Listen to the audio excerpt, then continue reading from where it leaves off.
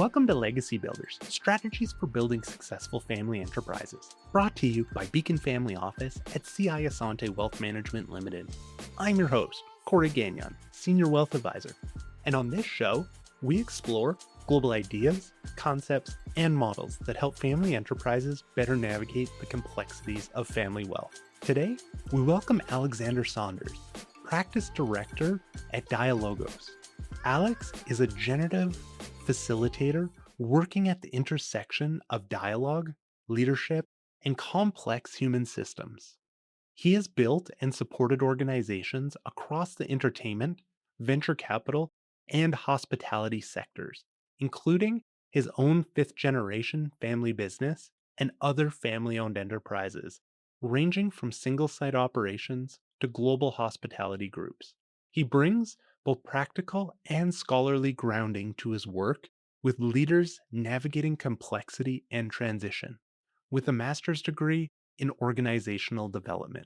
My goal is to be the most curious person in today's conversation with Alex, as we explore what it means to find your place within a family enterprise, when identity, expectation, and opportunity can become deeply intertwined.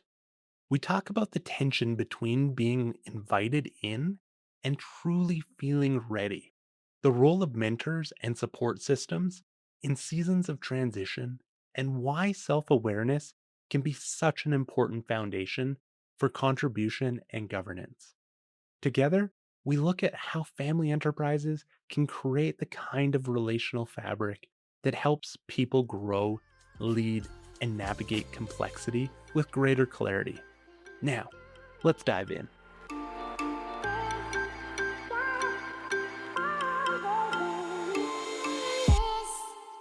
Welcome, Alex. We're excited to have you here today to share your wealth of knowledge and experiences with us. Let's dive in, shall we? Let's do it. Excited to be here. Alex, imagine you're delivering the commencement speech to the graduating class of 2026, and you have the chance to inspire them with your story. How would you begin your speech to convey the incredible lessons and expertise you've gained along your career? Yeah, I love that question. I think just starting off with a phrase and an adage that has come to me fairly recently, but the overall kind of meta frame to it has been a part of my life for a long time. And it's a Quaker quote, simplified as way it opens. And so, what Steve Jobs said in that commencement speech was, it's not so much about knowing the path forward, it's more connecting the dots backwards. And so for me in my life, and I'm not saying that this is true for everyone, but it's been a very non-linear path. And it's only on the back end that I can really see, okay, it was not always the easiest, but everything served a purpose and led me to where I am today. And so what I always remind myself, especially when I'm in times of challenge, is to just trust the path and to trust life. And it can be very difficult when, as I said, you're in a challenging space in life. But just to have that as kind of a foundational mentality for me and I think for others to be able to fall back on to, it creates this internal support system, knowing that there is some order of operation in how things emerge on their own. So that's one piece.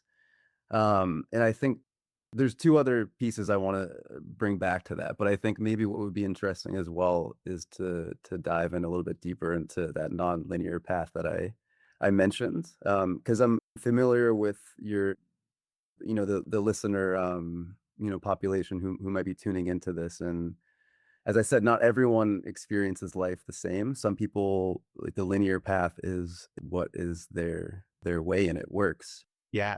And there's others who can relate to what I'm talking about. And so bringing it back also to this is, very much so a family business, family office podcast. Let me just share my background and kind of how it relates to that adage. Please, yeah.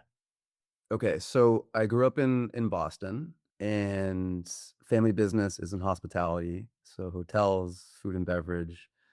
I went to university. Before that, I even worked in more food and beverage. positions, went to university, and then when I graduated, I worked for another family business, more of an international hospitality group in different cities in the States. I was in Washington, D.C., Indianapolis for a while, in New York. And then when I was in New York, I switched from that was more of an operations role to the real estate side of things. So that was kind of the first iteration of of change. And then what I like to say is kind of like the first red flag that came up is that a position was created for me within the family business. Right. Yeah, it wasn't that there was a position open, needed, and that I fit that perfectly. I mean, that's a whole, another conversation about what it means to have your own experience and then move into family business from that foundation. But anyways, I came back to Boston. I was probably 26 or 28 at that time and started running a hotel as a general manager. And yeah, quite frankly, it was too much too soon. And at that point in my life, I didn't have the internal resourcing to really handle that amount of stress. I mean, even just walking into the hotel, it created so much anxiousness for me. I think it was because there was this sense of expectations and maybe this combination of guilt and shame of not having earned that on my own, or again, like a whole nother conversation, but not going so deep into it. So there's the issues with self-resourcing, but then also the system itself not necessarily being able to support me along that path. So it was both this internal and external, just lack of support system, if you will, not pointing fingers at myself or others. But it just wasn't the right circumstances. And so I ended up leaving the family business then and started a new chapter. I moved to Austin, Texas. I had and still have a huge passion for music. So I opened up a music venue there and it was doing that in Austin. And then my dad got diagnosed with cancer. And so that was a huge inflection point for me. I was living there with my wife. And so we dropped everything and we moved back to Boston to be with him. And yeah, and he was diagnosed with glioblastoma, which is basically a year prognosis, and it was very much true to form. And it happened right before the pandemic came into full swing. And so it was this kind of double arrow of him passing away and then the world moving into, that very uncertain, unpredictable, and really scary time. And so my wife and I at that point in time felt we really have a blank slate now. She was born in Germany in Hamburg and wanted to get back. She thought she was kind of losing her mother tongue. And so she had moved for me a couple of times. It was my turn. So we moved to Hamburg for a little bit and then to Berlin. And I think the important thing to bring in from that experience is a couple things. Is one is just the cultural exposure that I experienced there and just really opening up my mind to what else really exists in the world culturally with other people, with other mindsets, so on and so forth. And then when I was there, facilitation also found me. So I was a participant in a group, and then shortly thereafter, I was asked to start to facilitate, and a lot of certification, training, so on and so forth, to really deepen myself in that practice. It was more on the psychosomatic side. Um, don't worry, I'm gonna tie this all back. And so that path really continued and it felt very true to who I was as well. And so again, like this idea of trusting the path and it led me to that space. For a long time, there was what I expected of myself, internally and externally because of growing up in a family business. And I think when my dad passed away, and even going back a little bit further, when I was in the family business, I started to just question everything. Is this who I'm supposed to be? Is this what I'm supposed to be doing? And when I moved into the facilitation space, it felt more true to form. And so when my dad passed, We have, if you consider 8-year-olds part of the family business, we're fifth generation 5G, but for all intents and purposes, 4G is very active. And when my dad passed, I started to move into the role of representing my branch.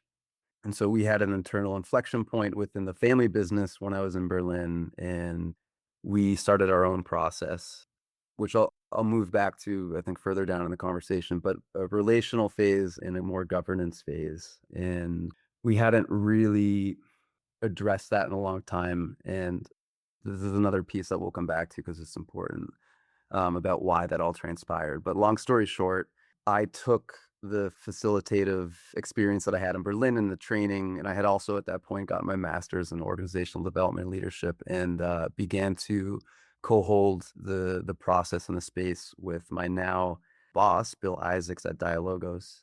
And so I'm now working full time for Dialogos as a practitioner there. I'm the practice director. And I'm also, I also wear the hat of a family business owner and also holding that process, which we're still moving through within the family business. And so the thread bringing it back to where I started is for me, I had no idea where everything was heading, especially when I left the family business. And it's just very interesting now to be able to connect the dots backwards. And I think, the last piece to add to that is with Joseph Campbell, he has the hero with 1,000 faces. And I love the metaphor because I've found it to be true for myself. It's this idea of separation, initiation, and return. And so it's been really affirming for me to be in this space now where I have come full circle. And it was very extremely challenging points during it. But again, it's trusting process and trusting life, and things have worked out. So I'll stop there. I mean, there are two other pieces that I'll add on to that, but I feel like I've been flapping away for a bit. Sounds good, Alex. I want to go back to that comment of the red flag of a position being created for you. Yeah. As our listeners are saying, oh man, me too. I've had a position created for me. What did that feel like at the moment? And now in hindsight, what did you learn from that? Yeah. So I think I can use this to touch on one of the other 2 points I was going to mention without getting philosophical or psychological yet, because I will bring that in. Personally, it felt confusing, and I think, as I said before, it created this sense of a lack of something that I inherently earned. And I think it's people experience that in different ways, but for me, I do have this need to feel that I'm delivering, that I'm bringing value, and that I'm needed. Not always, maybe could be argued that's not the healthiest mindset to have, but I think it created a sense of confusion for me. And I may have internalized the potentially questionable optics of that as it relates to non-family members within the family business, because there's the son of one of the owners. My dad at the time was the CEO of the company. My uncle was the chairman. He's basically getting brought in, and I think it's this idea of entitlement, and it's something that I felt. And yeah, so I think that's how it felt for me.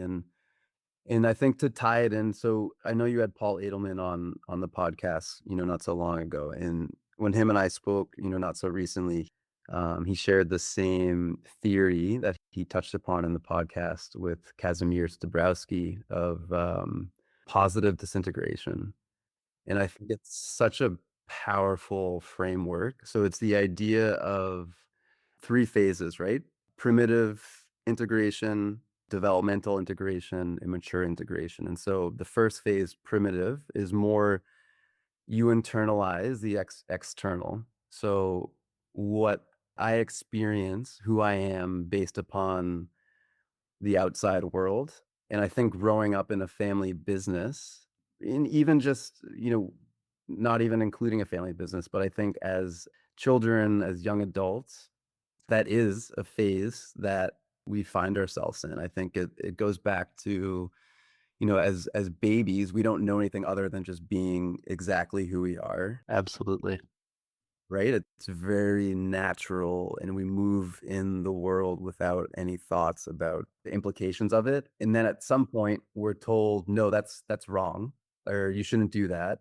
And if you look back at, you know, when we were part of hunter-gatherer, nomadic tribes, if it got to the point where we were told that we don't belong or that we can't belong and we're outcasts, that meant life or death. And so we immediately would shift that, you know, orientation. And so I think it's up to that point, I really had no idea of who I was. And so, you know, that was my first step into this, the more developmental integration of starting to question, okay, what is this all about? Like, who am I? If I am not who I thought I was in this role, because it didn't feel right, Mhm. who I am I? And so that set me down a path of what some call, you know, the dark night of the soul. It was really this decentering time of questioning everything. And without going so deep into it, and I think going to Berlin played a large role of understanding who I was, taking myself out of that family context and out of the cultural context of the US, that I slowly began to, you know, as the saying goes, know thyself a little bit deeper. Right. And so now it's more of, I find myself still down that road, and it's an endless of knowing myself. Absolutely. But the third phase of the mature integration, where it's more, I show up in this world based upon who I am internally. And so I think, you know, to bring it back to your question, the trouble is that if one comes back into a family business or just into any situation in life that is thrust upon them, and they don't have this more mature, individuated sense of self, it can be really destabilizing because you don't have that, you know, self-resourcing to really hold yourself, to hold myself. And Alex, as you said, the comment of too much too soon, what could have the system done to support maybe you, or what do you see would be a supportive role as rising gen members are looking at these roles and being created for them, and who am I relative to the system and overall? What could that look like? I love that question. So for me, it's this idea of tribe. I think foundationally, a tribe of mentors. I've been so fortunate to have that in my life. I had a mentor earlier on, David Meltzer, who he said, when it comes to something like that, just always ask. And it takes intention and it takes a little bit of luck too, but it's really important to cultivate that. I don't think I understood that earlier on. So it relates to this idea of the system that is either in place within the family or the family business, or that the individual creates to help guide them in those earlier phases of life, especially when the pressures can be a lot to hold. You know, I think it's this idea of, in life, it's of being able to hold the tension. You know, we all have different pieces of our life that really stretch us. And do we have that center to hold the tension and to continue moving forward? So it's this idea of, right, self-resourcing. But, you know, bringing it back to the mentors, I think, you know, that came online for me a little bit later on in life. I did have that when I was working in the family business, but not to the extent that I have now. And the mentorship can come in so many different forms. It can come in coaching. It can come in having breakfast with someone that you look up to and has a lot of wisdom. I think the world needs more of the wise elders in life to be holding the younger generations in times of such uncertainty and global suffering, to be, you know, to be honest. I mean, in this current time that you and I are having this conversation, it's a very challenging time to be alive. Absolutely. And so there's the macro viewpoint of that, you know, on a global scale, but there's also the internal microcosmic adage. And so, yeah, I think just having the right supports personnel system to kind of guide through life, you know, and that's part of what I'm doing now because I've gone through those struggles. I know what it's like is to be able to hold the other in that process. So they, ultimately they know that they're not alone and they have someone to hold that with them. Alex, as you departed from the family business, and I'm curious about Austin. What did that support look like from the family, both from a individual perspective, but also from financially? Was there the use of a family bank or anything to give financial support as you created that music venue? No, so Austin, I would say that was my initial separation. If we go back to the separation, initiation, return, that was like the initial separation. I formed my own, not quite to venture capital, more angel fund. So I raised outside funds for that music venue, and then also did some technology investing in there. So I was managing the fund, but then I was also working for my business partner who owned another venue there. So I had an active management role while I was there. So that was able to support living. And then in terms of the actual investment itself, typical structure of GP, kind of the sweat equity route. And as it's so with investments, investors like to see some skin put into the game. So definitely put a little bit of that, from my own pocket. So yeah. And that moving into your role now and understanding that importance of facilitation. Was there facilitation when you were working in the family business and your dad was there, or was it kind of initiated and held by the family through that period?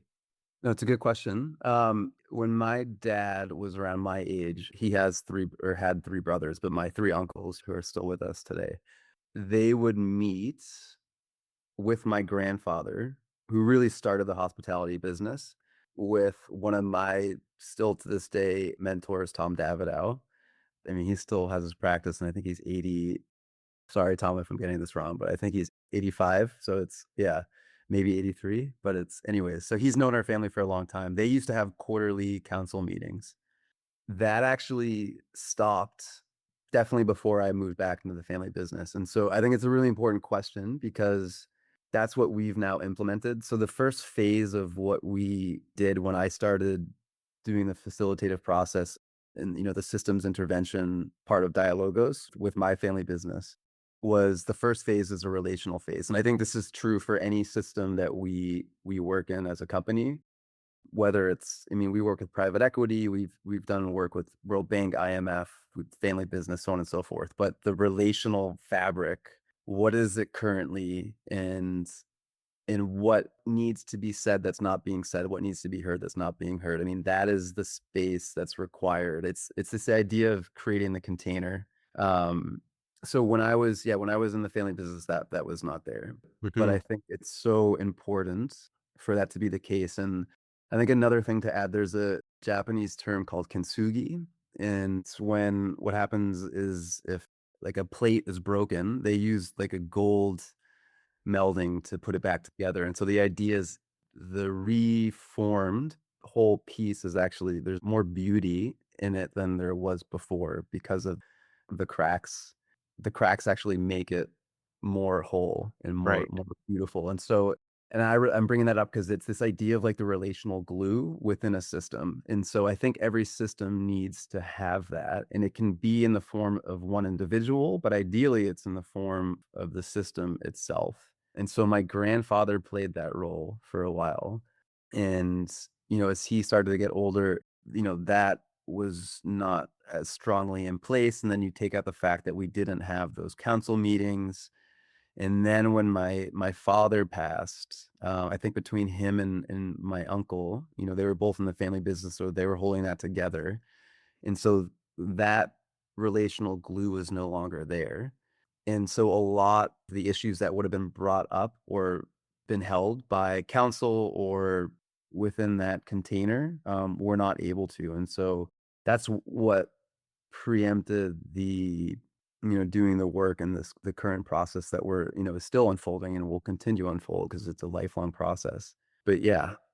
Alex, would it be fair to say that you're the one championing this, or are there others in the family that are championing this evolution and solidifying some of this relational fabric?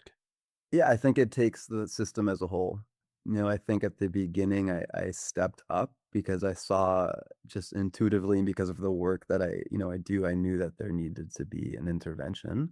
And so I initiated that, but I think it's so important, I think, for all voices within a group to be heard and also for roles to be clear and I think in doing the work that we did and continue to do, it's more of a natural, organic evolution of roles and responsibilities as opposed to going back to that red flag of a position being created. Um, if you ask one of my family members, maybe they would say something differently, potentially. But yeah, I mean, I think we have so at Dialogos, it's the majority is dialogic practice. So it's creating space for both, again, like this relational, the more business governance systems processes to occur.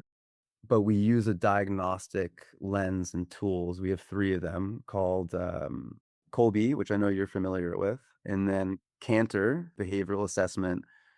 David Cantor, who since passed away, but he was a mentor of my boss, Bill Isaacs, and he came from a family systems background as well. I mean, that was his life's work. And then we have our own behavioral assessment called Pathfinder.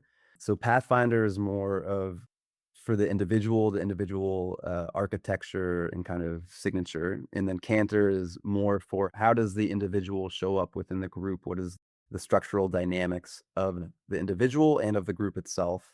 And then Colby is more of how one initiates action within life, within a group. And so I'm bringing that up because it helps. It's not meant to diagnose someone and say this is who you are, but it gives a perspective of, okay, this is how an individual shows up and how does a group as a whole, based on the individual signatures, how do they all interact with each other and where could potentially they be getting stuck? And so when you asked about championing, one of my archetypes is Pathfinder is based on archetypes. So it is the guardian. That's a strong one for me. And so that's championing, moving things forward, getting things done. But then you also need within a group, you want to have a balance of the whole. Hmm. And in that light, Alex, what archetype or what were those strengths your uncles possessed to be able to see you in this light of facilitator and as well as representative of your branch? Because I see that generational difference can sometimes Yeah. be hard to be seen as an equal. I mean, I think it was just more from being thrown into the fire. And I think it meant so much to me when at one point I was really validated in what I had brought to the table, but I don't think they knew what I was able to bring to the group until I was actually doing it. I don't think I honestly I knew what I was capable of either. So it's based on the idea of sovereign, lover, warrior, magician. So King Warrior Magician Lover is a book in the psychological space, but this is for obviously for men and women too. So we call it sovereign. But um I have two uncles who are more of the kind of when I say lover, it's more of the empathetic traits that you think and so I have two uncles that are more like that. I'm more of the guardian, and my uncle who is the CEO is more of the sovereign. I mean, he's a CEO, and so I think I kind of came into that role naturally, and so it just so happened that it was a good fit, and I think what the system itself was missing. So it's this idea of just knowing the patterns of the individuals within the group and potentially what's missing or what could be too much of one of any one of the personalities. And yeah. And so, as you use these three diagnostic tools as a facilitator, what do you look at? And then, based on that, where do you go? Um, Pathfinder is very much so for showing the individual themselves. It's more self-referential. Like this is who you see yourself as, which is really important because you then work and there's a lot to be taken just from the end user looking at the assessment itself. But the idea is it's very much it's a process you do with a coach.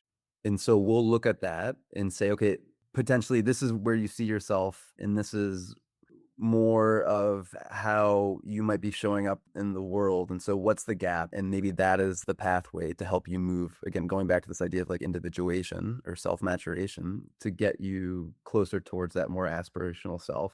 So that's more on the individual side. Cantor's very interesting. So there's the domains, there's the action stances, and then there's the operating systems. So this is really important for group dynamics. So for operating systems, there's open, closed. So for closed, think of more of like a hierarchical system, military, or a very large necessity corporate company who has a lot of processes and so on and so forth. It's more the rules are meant to be followed type of thing. And then there's random, think more like a startup can move to closed, open, so on and so forth. But we all have our own individual systems. So if I'm more of a closed and someone I'm dealing with is more of an open, those can clash with each other a little bit. And then there's the action stances, which are move, bystand, follow, and oppose. So you need for dialogue to be truly transformational and functional and coherent, you need all of those. If you have everyone who's just a mover, you're just moving a thought forward. And if you don't have an opposer who can challenge that, then you might be missing out on an opportunity to look at other perspectives. A follower isn't in a negative sense that you're following. It's someone who can add on to an idea. And then the bystander is more of they'll weigh in at the end so as to not disrupt or interject the flow of conversation, but adds on kind of like the wisdom. Think of like a wise elder at the end. So, and if you just have opposers, again, it's this idea of you're just kind of batting heads. And then the last piece is the domains, which are power, meaning, and affect. Affect is more of the emotional vocabulary and how you show up, more empathetic, so on and so forth. Meaning is, if you can probably tell by our conversation, that's more of my world, and it's about purpose, identity, sense making, so on and so forth. And then power is more about, you know, moving things forward. It's more of when you think of just kind of business terminology, that's more of the power side. Like, how do we win? How do we succeed? And none of them are better or worse than the others. But so together, between Pathfinder and Colby, it gives this kind of 360 view of the individuals and the systems itself. And it's a really powerful lens to help shine a light on how a system might be getting stuck. And so we use that as a tool to help inform the process. And it's fun, and most people really get a lot out of it. So that's one of the earlier things we do in our individual coaching, and then as well when we work in groups, just to get a lay of the land. Absolutely. Yeah, no, I think of how important it is to know yourself and then know the system in which you're operating Yeah. and to then create that ease within the system. What a great foundation for governance, as I think now the system has that awareness, Yeah. how much easier it is to make decisions as a collective. Yes. And it's not always easy, right? I mean, because sometimes it takes having to, I mean, I always say the first step to change is awareness, so that's really important. But change can take a long time, and change is important and change is challenging, but not changing can be even harder. And so, yeah, it's the first step is awareness, like you said. And then creating that vocabulary as well. I'm sure it's powerful to then be able to refer back to certain terms and have that as a shared understanding.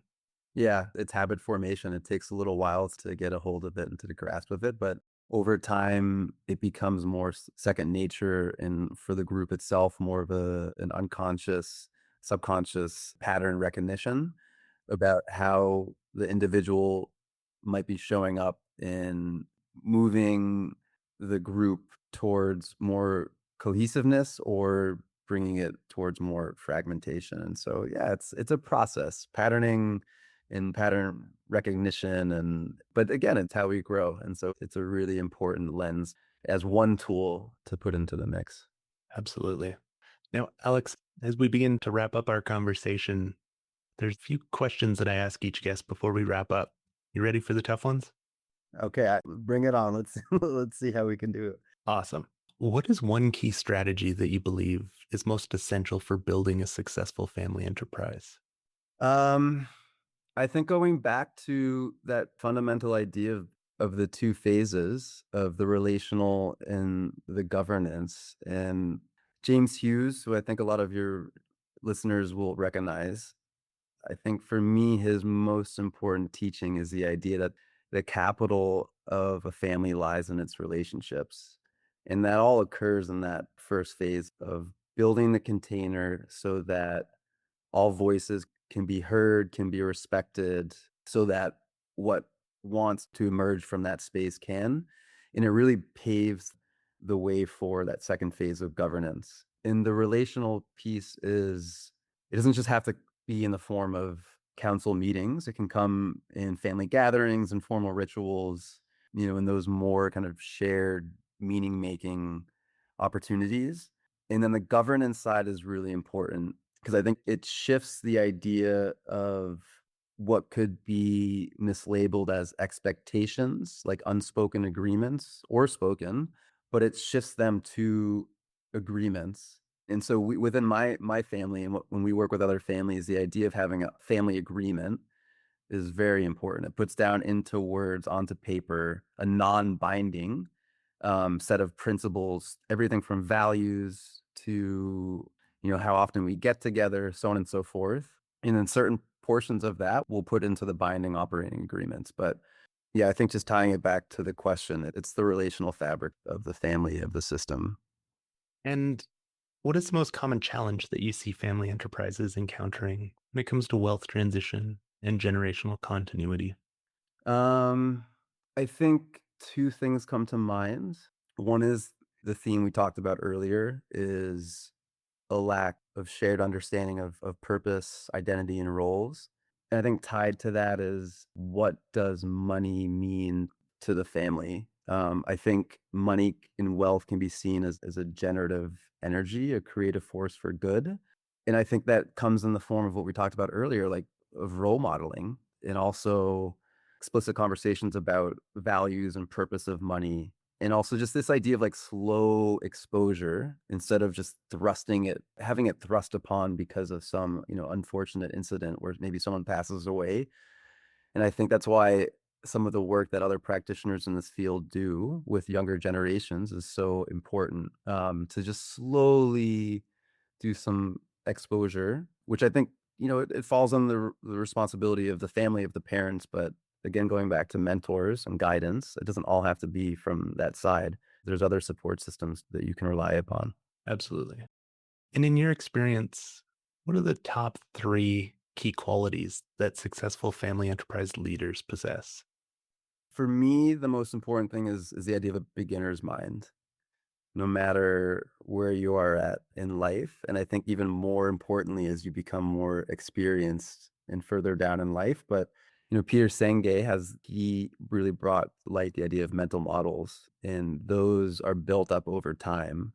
But I think it's important to challenge them, especially in the role of a leader of a family business. I mean, that's how the individual grows, but it's also how the system grows. I mean, if you're leading, but you're staying very tight to what you believe in, then it's not going to allow what needs to emerge from the group. And I think tied to that is the idea, as a facilitator, one of the most important things is inclusivity of all voices. So, a leader, not always, they're facilitating the group and the dialogue as well. And I think for a group to be most successful, it's important that all voices are heard, because the wisdom of the group as a whole is what brings the ultimate truth to surface.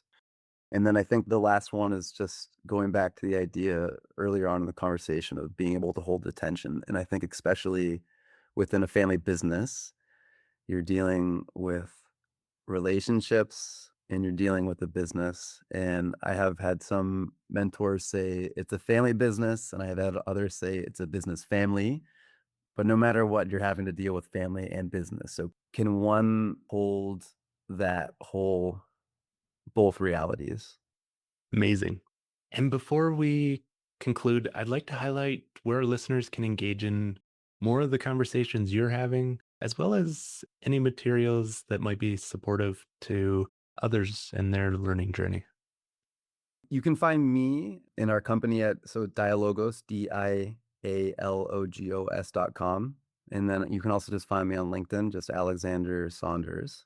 For better or worse, I'm not too active on social. LinkedIn's probably the most active, and it's, it's still not so active. But that's probably, yeah, those are the best places to find me. And you can reach out to me there. I'm very happy to speak to the listeners. And I do a lot of work with next gen coaching, and then also with some of the other family businesses that we work in, and then our company as a whole, we kind of travel the whole universe as it relates to the business sides. But I'm more in charge of the family office, family business space. Um, Bill Isaacs, our founder, he wrote a book called Dialogue: The Art of Thinking Together, Thinking and Acting Together. And that's a really seminal book in this space. And then David Cantor wrote a book called Reading the Room, and that goes into the whole, what we spoke about in terms of the structural dynamics. It's a bit of a deeper read. And then there was a psychologist, David Bohm, and he had a book called On Dialogue, which I also highly recommend. I mean, there's so many books I would love to throw at the listeners, but I think that's for the next conversation. But those ones come to mind, and those are the best places to find me and find Dialogos. Awesome. Well, my Visa card appreciates it because every book recommendation shows up on my shelf. So Nice. Well, I'll throw the other ones at you there you go. after the conversation. I don't want to overload everybody. So yeah. Love it. Great. And I wanted to make sure that we covered everything today. Is there anything else that we maybe just didn't get a chance to touch on that you'd love to share with our audience before we wrap up? Um, I think we touched upon a lot of the areas and kind of themes that felt important to communicate. I think just tying it back to the beginning of the conversation, I think again, not everyone has the linear path and some do, and it's not right or wrong, but it's trusting the path and questioning it and doing it all over again, and ultimately just enjoying life is short, and not to lose sight that it's a family, I think, first and foremost, and just to keep that in mind. And again, this idea of a support system and cultivating that within and without, right? So within yourself and also externally as well. So yeah, otherwise I really enjoyed the conversation. I mean, it's, the territory is very important to me just from lived experience, but also in terms of the work that I do and the meaning I ascribe to life. So I appreciate you having me on. Yes. Thank you, Alex. I think there's so much that you touched on that we haven't had a chance to touch on in the podcast. Previous guests have definitely covered similar territory, but I sure appreciate your lens on things as well as those lived experiences. Extremely valuable to listeners. I learned quite a bit from you today. So, myself personally, I think that I want to share that gratitude as well on behalf of listeners. Thank you so much for sharing your time, your wisdom, all your experiences that you've lived so far. Thank you, Corey. Likewise, I enjoyed it a lot. As we wrap up this episode, we invite you to reflect on Alex's reminder that finding your place in a family enterprise often involves more than stepping into a role. It can mean working through questions of identity, contribution, and belonging, especially when opportunity and expectation arrive at the same time. Whether you're part of a family enterprise or work alongside one, this conversation highlights the value of thoughtful support. When families create space for mentorship, honest dialogue, and deeper self understanding, it becomes easier for rising generation leaders to grow with clarity and steadiness. Throughout our conversation, Alex spoke about what it takes to develop a stronger sense of self within the context of family, business, and transition. We talked about the tension of stepping into roles that may not feel fully earned, the importance of mentorship and self support, and how stronger relational foundations can help both individuals and families make better decisions over time. When those elements are in place, it becomes easier to move through complexity with more confidence and a greater sense of direction. If this conversation sparked next steps around dialogue, governance, or family relationships, you'll find more about Alex's work and ways to connect in the show notes. Thank you for joining me, Corey Gagnon, your host of Legacy Builders Podcast. It's a genuine privilege to explore the conversations that shape family wealth, leadership, and legacy alongside you. If you enjoyed today's episode, you can subscribe on Spotify, Apple Podcasts, or wherever you listen. And if someone came to mind while you were listening, maybe a family member, a colleague, or a friend, feel free to share this episode with them. If you'd like to support the show, leaving a rating and a review really helps more people find these conversations. And if you have a question about anything covered today, or a topic you'd like us to explore in a future episode, I'd love to hear from you. You can email us at beaconfamilyoffice@asante.com. That's beaconfamilyoffice@assante.com. Legacy Builders, Strategies for Building Successful Family Enterprises is brought to you by Beacon Family Office at CI Asante Wealth Management Limited. If you'd like to explore more of our content, you can visit beaconfamilyoffice.com. And if you're facing a transition or simply want a sounding board to think things through, I invite you to schedule an initial call to learn more about how we support families. Thanks again for listening. Until next time, stay intentional about building your legacy. This program is prepared by Corey Gagnon, Senior Wealth Advisor with Beacon Family Office at CI Asante Wealth Management Limited. This is not an official program of CI Asante Wealth Management Limited, and the views and opinions expressed in this podcast are those of the speakers and do not necessarily reflect those of CI Asante Wealth Management Limited. This podcast is intended for general information only and may not be applicable to all listeners or investors. It is not intended as personal financial, legal, tax, or investment advice. Before acting on any information discussed, please seek professional advice regarding your individual circumstances. To learn more, please visit beaconfamilyoffice.com or send us an email at beaconfamilyoffice@asante.com.